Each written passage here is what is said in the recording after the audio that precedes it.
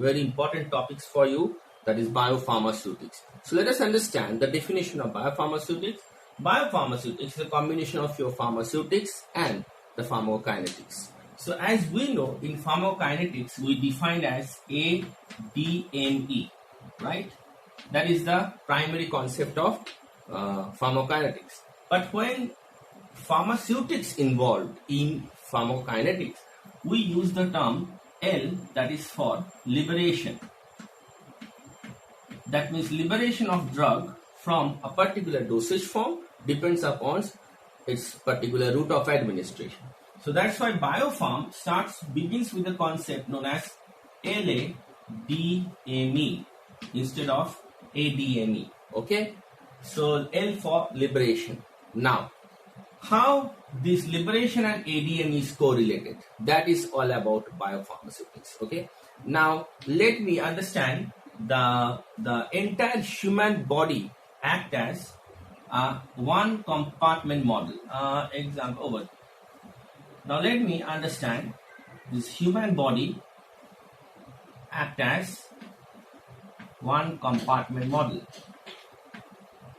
Now of course, in human body there are many other compartments as well as, okay, like it can be a 2 compartment, 3 compartment, but majorly when we are talking about only one compartment, entire body we prefer as a one single compartment. Now how we define this compartment model, I just read out, you can write it down if you want. Fate of drug in the body, depicted DEPICTED, depicted as an entity divided into compartments. Okay, full stop. A compartment involves several organs or tissues and is kinetically homogeneous. That means this compartment may involve with several organs. So when we are talking about one human body is one compartment, that involves all the organs are present in that particular compartment and kinetically homogeneous. So what do you mean by kinetically homogeneous? Their entry and outs are in a constant rate, that we are assuming.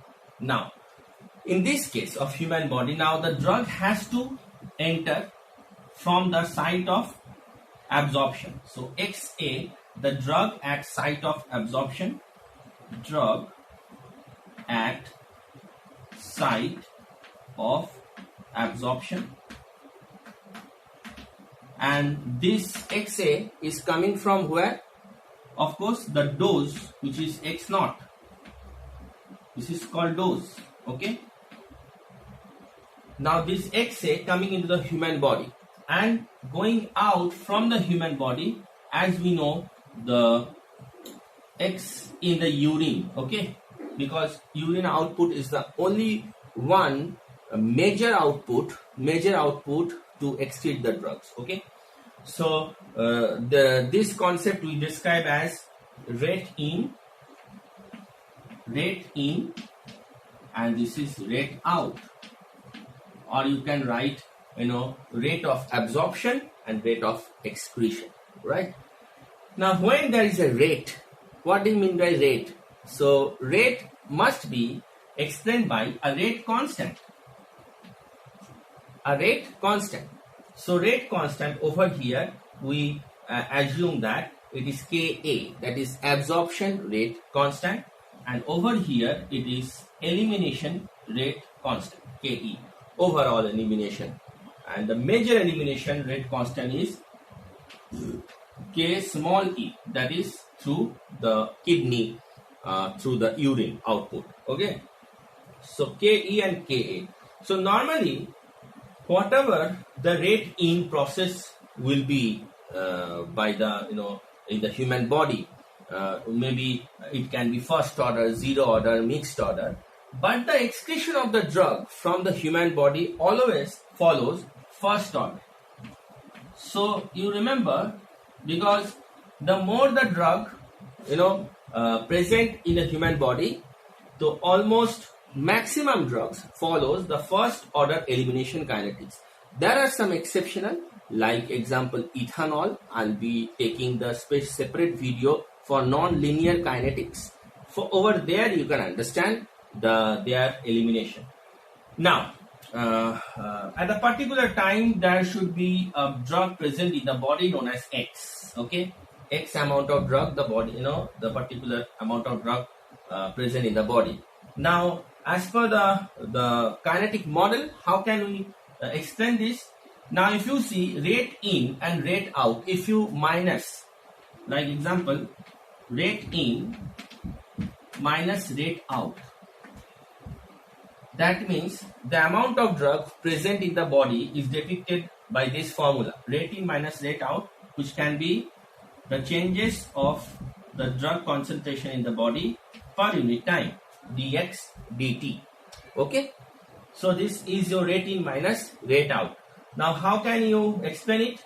Rate in means if this is rate constant and this is the concentration available just drug at the absorption site, though we can write Ka into Xa minus rate out.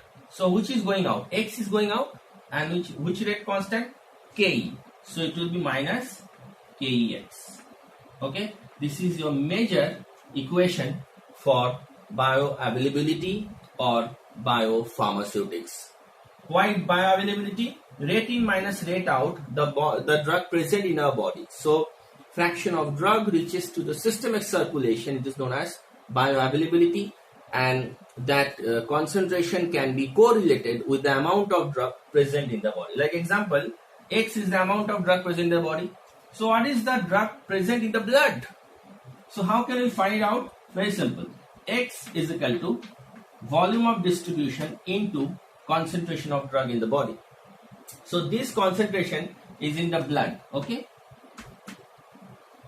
So in bioavailability, we discuss the concentration, the fraction of drug reaches to the systemic circulation, and if you multiply the volume of distribution, then you can get the amount of drug present in the body, and that depicted by this formula, dx dt is equal to Kaxa minus Kex. Okay. Now after that, what is the next idea? Now if we assume that every time rate of excretion is the first order, then what about rate of absorption rate constant? So I am giving the first example. This is applicable for oral route. For oral route, like whenever we give tablet, capsule, it follow this equation, dx dt is equal to Kxa minus Kex, and the graph corresponding to this is, I'll just draw over here. The graph, if I wanted to show the the elimination, the concentration